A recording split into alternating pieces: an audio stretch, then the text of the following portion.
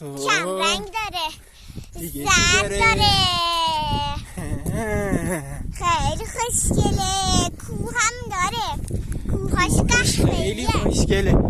خوشگله و مشکله. سلما کجاست؟ بالا بلندی، هی سلما کمندی، وای های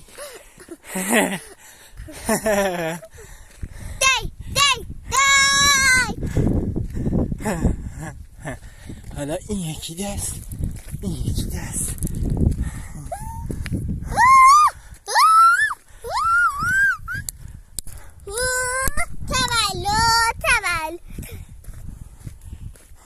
بالا بلندی دیسو چمندی دختر هندی.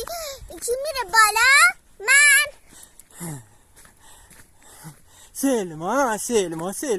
سلما میره بالا.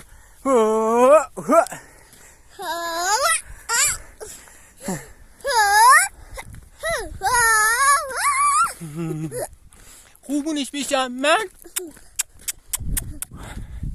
دیگر خود من، عسل خود من، ناز داره من این سلما خوشگل من. کجا رفت ایناز؟ سلما کو؟ هر جا میره. این بری باید بشه. نیست اینا. قایم نشو.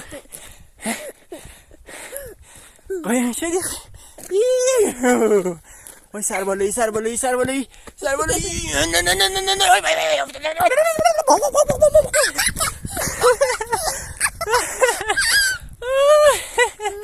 نه. خیلی باحال بود.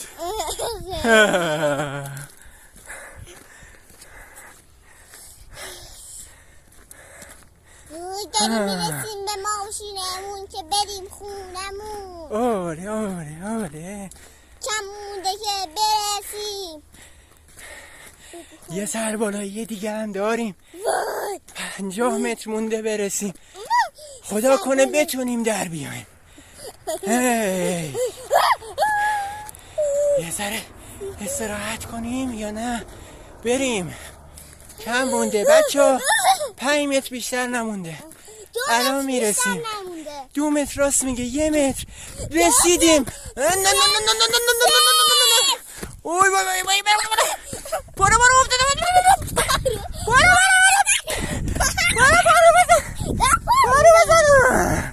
رسیدیم.